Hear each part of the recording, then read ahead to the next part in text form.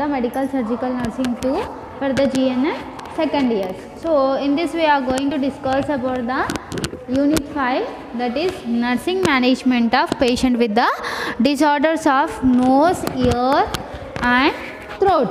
So till that we are going to discuss about the ear problems. So in the last class we have seen about the presbycusis.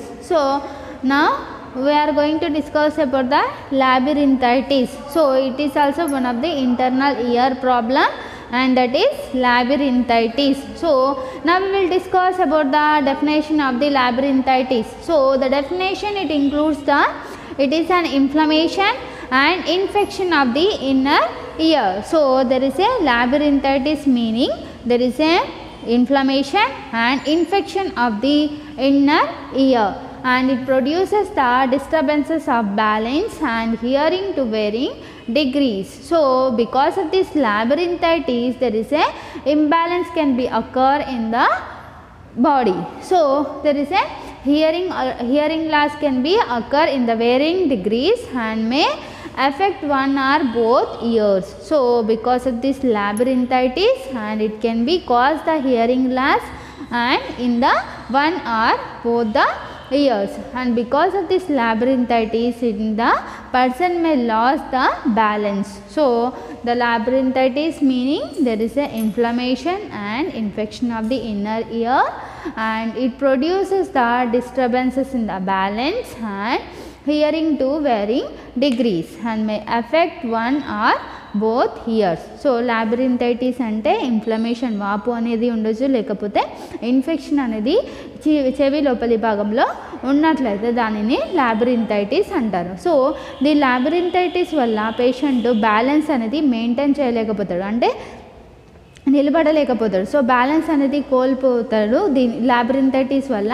Balance అనేది సరిగ్గా maintain చేయలేకపోతారు. ఇంకా hearing loss అనేది ఎక్కువగా ఉంటుంది. ఒక చెవిలో లేకపోతే రెండు చెవులలో వినపడదు.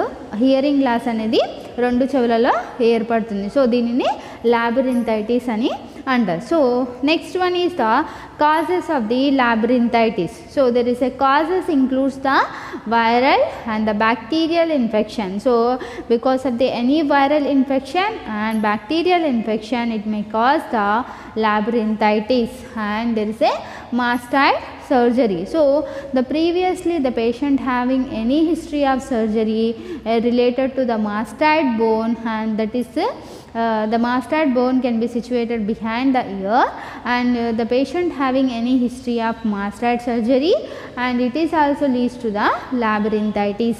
And there is a extreme stress. So the patient having if the patient having extreme stress, so continuous stress, and it is also leads to the labyrinthitis. And there is any allergies. So if the any ear problems, and if you are using the any ear drops, and because of this ear drops, and the patient may have the allergy to drugs, and that is also one of the cause for the labyrinthitis. And next one is the alcohol. So there is a highly consumption of the alcohol, and there is a causes the labyrinthitis. So ఎక్కువగా alcohol తీసుకోవడం వల్ల కూడా లాబిరింథైటిస్ అనేది ఏర్పడుతుంది. ఇంకా కొన్ని రకాల మందులు వాడడం వల్ల అలర్జీ అనేది వస్తుంది, దానివల్ల కూడా లాబిరింథైటిస్ అనేది ఏర్పడుతుంది. ఇంకా ఒత్తిడి వల్ల కూడా ఈ లాబిరింథైటిస్ అనేది ఎక్కువగా వచ్చే అవకాశం ఉంది. So the causes it includes the viral and the bacterial infection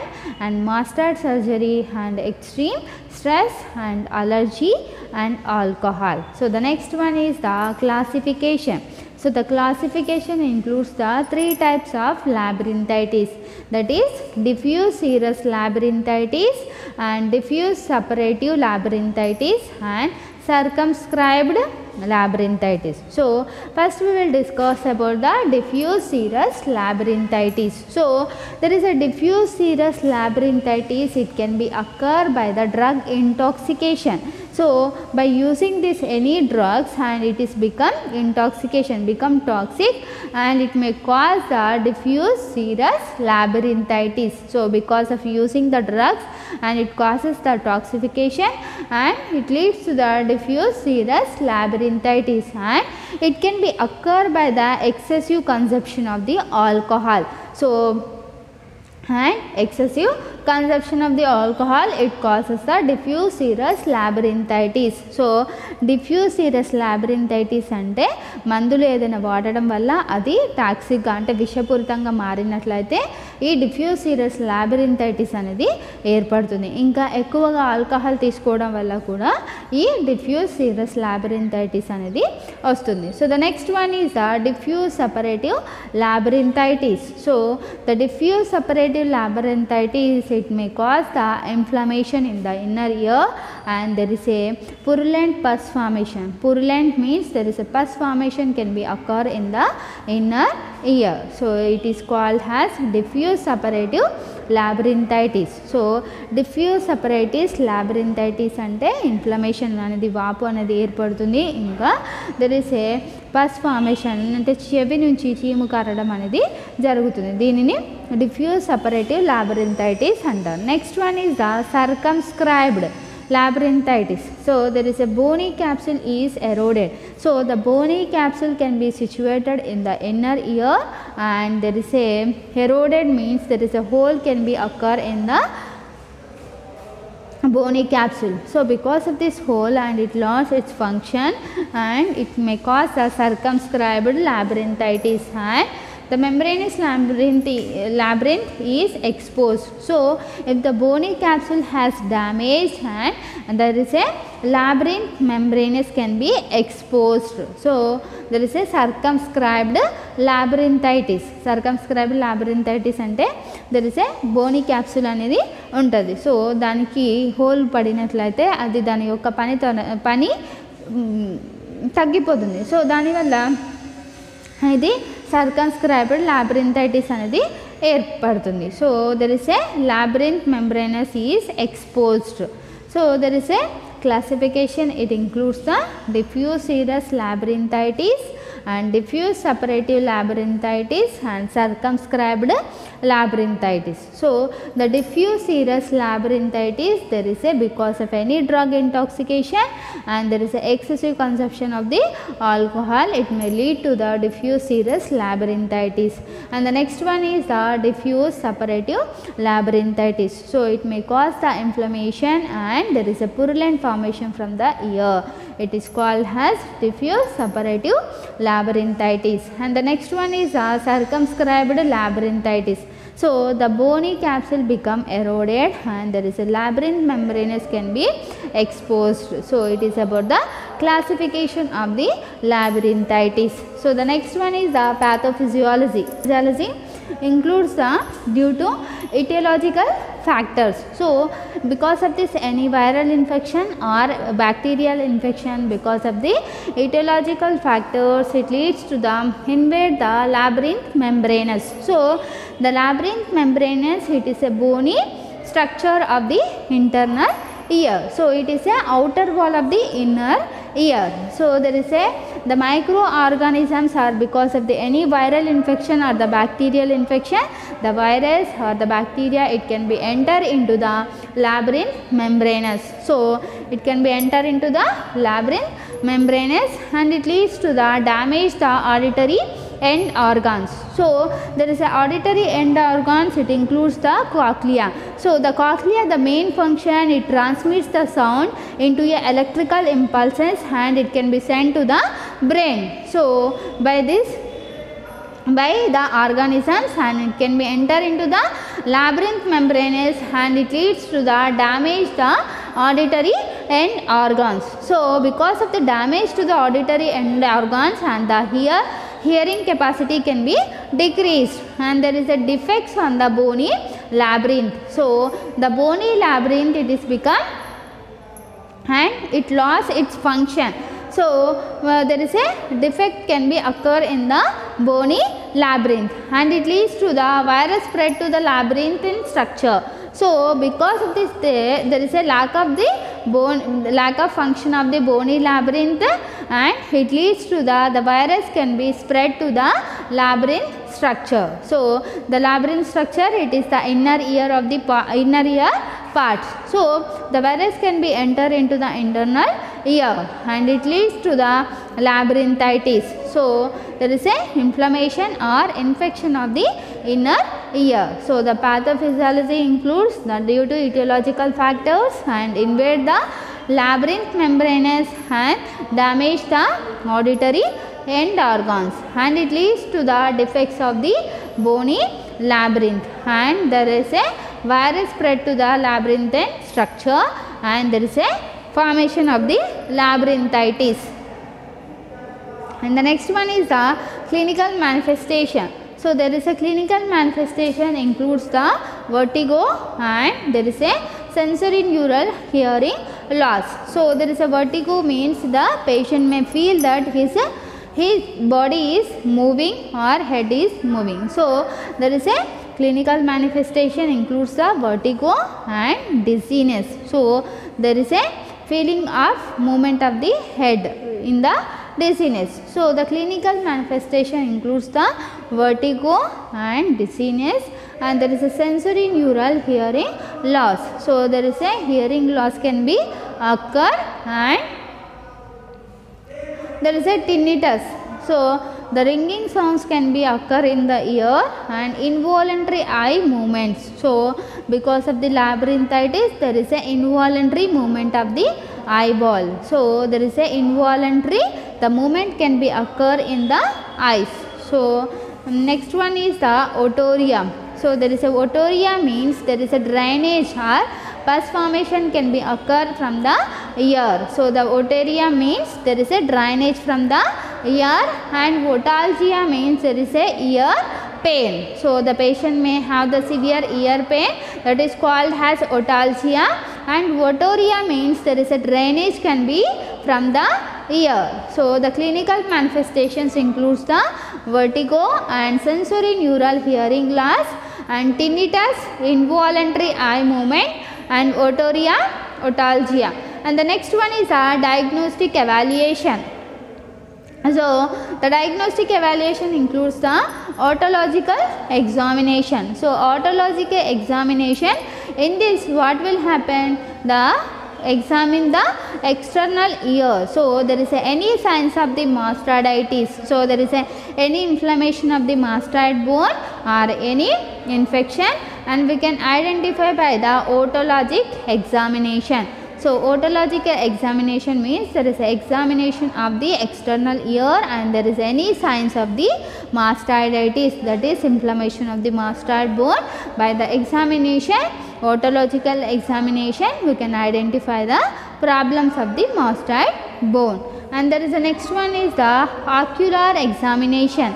So ocular examination means there is a examination of the range of motion of the ocular eyes.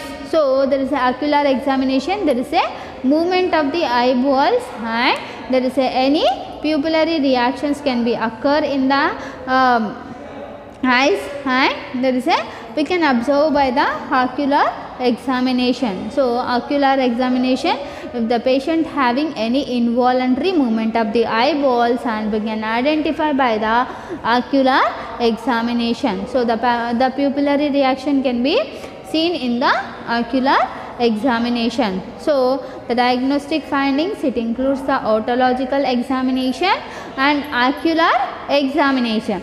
And the next one is the imaging studies. So there is a imaging studies like CT scan and MRI, and it can be used to know the any problems related to the mastoid bone. So if the patient having mastoiditis, and we can identify by the imaging studies. And the next one is audiography. So the audiography can be used the audiography, it can be used by the audiologist, and there is a one graph can be used, and there is a making the sound in the high pitched level or at what the frequency the sound can be able to hear by the patient, and we can record on the graft. So audiography అంటే ఒక graph ఉంటుంది, అంటే మనం sound అనేది చేస్తూ ఉండాలి. So first చిన్నగా నుంచి పెద్దగా సౌండ్ అనేది చేయడం వల్ల ఎక్కడ ఏ సౌండ్ దగ్గర పేషెంట్కి వినపడుతుంది, చిన్నగా మాట్లాడినప్పుడా లేకపోతే పెద్దగా మాట్లాడినప్పుడా ఎక్కడ సౌండ్ అనేది పేషెంట్కి క్లియర్గా వినిపిస్తుందో అక్కడ మనం గ్రాఫ్ పైన మార్క్ చేయాలి. దాన్ని ఆడియోగ్రఫీ అంటారు. So audiography, one graph can be maintain and we are making the sound in the high pitched level or at the frequency, at what frequency the patient is able to hear, and we should mark on the graph. So that is called as audiography. So the next one is the vestibular testing. So the vestibular testing, it can be used to know the hearing loss in one or both the years. So ఈ vestibular test అనేది చెవి లోపల, ఒక చెవి లోపల మాత్రమే problem ఉందా లేకపోతే రెండు చెవులలో ప్రాబ్లం ఉందా అని తెలుసుకోవడానికి ఈ వెస్టిబులర్ టెస్ట్ అనేది చేస్తారు. సో ఇంకా వెస్టిబులర్ టెస్ట్ వీటితో పాటు ఇంకా ఐ మూమెంట్స్, అంటే మనం కన్ను లోపల ఉండే ఐ బాల్ అనేది మూమెంట్ ఏ విధంగా ఉంది అని తెలుసుకోవడానికి కూడా ఈ వెస్టిబులర్ టెస్టింగ్ అనేది చేస్తారు. So the vestibular testing can be used to know the hearing problem in one or both the ears, and along with there is any involuntary movement of the eyeballs can be present or not, we can identify by the vestibular testing. So there is a diagnostic evaluation includes the otologic examination. So otologic examination ద్వారా మనం external ear, అంటే చెవి యొక్క వెలుపలి భాగంలో ఏదైనా problem ఉన్నట్లయితే మనం గుర్తించవచ్చు. సో మాస్టార్డ్ బోన్కి సంబంధించిన ఏదైనా ప్రాబ్లం, ఇన్ఫ్లమేషన్ కానీ వాపు కానీ రెడ్నెస్ కానీ ఉన్నట్లయితే మనం ఆటోలాజికల్ ఎగ్జామినేషన్ ద్వారా గుర్తించవచ్చు. So the next one is ocular examination. So ocular examination అంటే కంటికి సంబంధించిన ఏదైనా ప్రాబ్లమ్స్ ఉన్నట్లయితే తెలుసుకొనడానికి మనం ఆక్యులర్ ఎగ్జామినేషన్ అనేది చేస్తాం. సో ఒకవేళ పేషెంట్కి ల్యాబిరింథైటిస్ ఉన్నట్లయితే పేషెంట్ యొక్క ఐబాల్స్ అనేవి తనంతట తానే మూవ్ అవుతుంది. సో కంట్రోల్ అనేది ఉండదు ఐబాల్ పైన. సో ఐబాల్ అనేది కంటిన్యూస్గా రోల్ అవుతూ ఉంటుంది. సో అలాంటి ప్రాబ్లమ్స్ని ఐడెంటిఫై చేయడానికి ఈ ఆక్యులర్ ఎగ్జామినేషన్ని చేస్తాం ల్యాబిరింథైటిస్ పేషెంట్స్కి. So the next one is the imaging studies. So imaging స్టడీస్లో ఎక్స్రే కానీ సిటీ స్కాన్ కానీ ఈ మాస్టార్డ్ బోన్కి సంబంధించిన ఏదైనా ప్రాబ్లమ్స్ ఉన్నట్లయితే ఈ ఇమాజింగ్ స్టడీస్ అనేవి చేస్తాం. The next one is the audiography.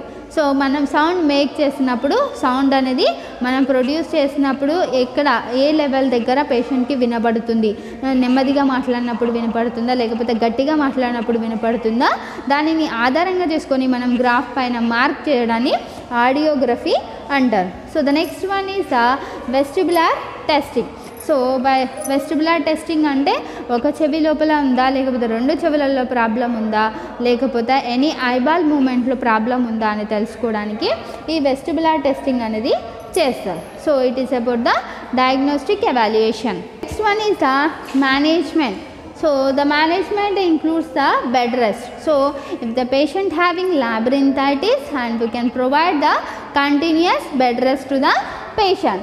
And there is a next one is the antibiotics. So because of this any bacterial infection or the viral infection, and we are providing the antibiotics to prevent the infection.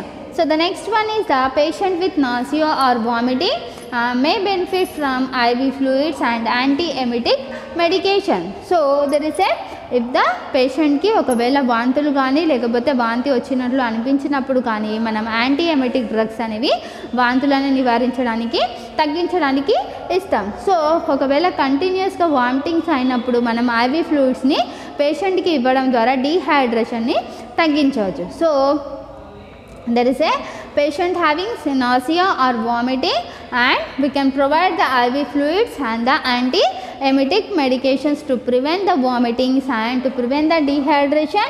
We can providing the IV fluids to the patient. And the next one is vestibular rehabilitation therapy.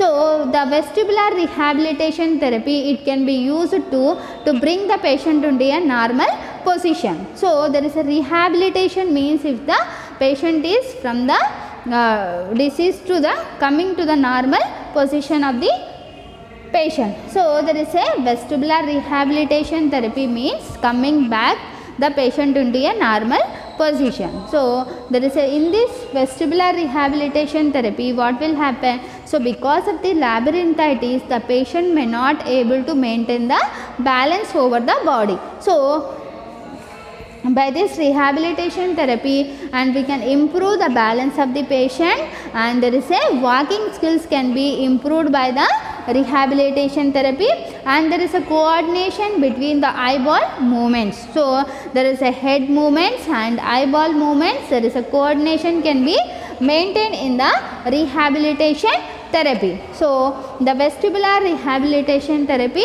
it includes the maintaining the walking skills and maintaining the balance, and there is a coordination between the eyeball movements, and there is a head movements, there is a coordination should be maintained in the rehabilitation therapy. So next one is the surgical management. So surgical management, if the patient previously having the any middle ear infection and it not treated, and the infection can be increased and it leads to the labyrinthitis. So because of this labyrinthitis, and the surgical management includes the myringotomy. So the myringotomy, and there is a small incision can be made into the ear, and by the catheter, by the suction catheter, we can drain the fluid, excessive fluid from the ear. So in the myringotomy, there is a small incision can be made, and the catheter can be inserted into the ear and removing the excessive fluid from the ear. So after removing the fluid, it can be sent for the culture or any test. So by this culture, we can identify the what organism can be present in the fluid. So there is a myringotomy అంటే చిన్న incision చేసి the catheter అనేది లోపలికి పంపించి చెవి లోపల ఏదైతే excessive fluid ఉంటుందో దాన్ని రిమూవ్ చేయడాన్ని మైరింగోటమీ అంటారు. సో రిమూవ్ చేసిన ఫ్లూయిడ్ని మనం ల్యాబ్కి కల్చర్కి పంపించినట్లయితే అందులో ఏ ఆర్గానిజం ఉంది అని తెలుసుకొని దాని ప్రకారంగా మనం ట్రీట్మెంట్ అనేది ఇవ్వచ్చు. So there is a myringotomy and evacuate effusion. Effusion, it is nothing but there is a accumulation of fluid and it can be evacuated by the myringotomy. So it is about the surgical management. So it completes the labyrinthitis.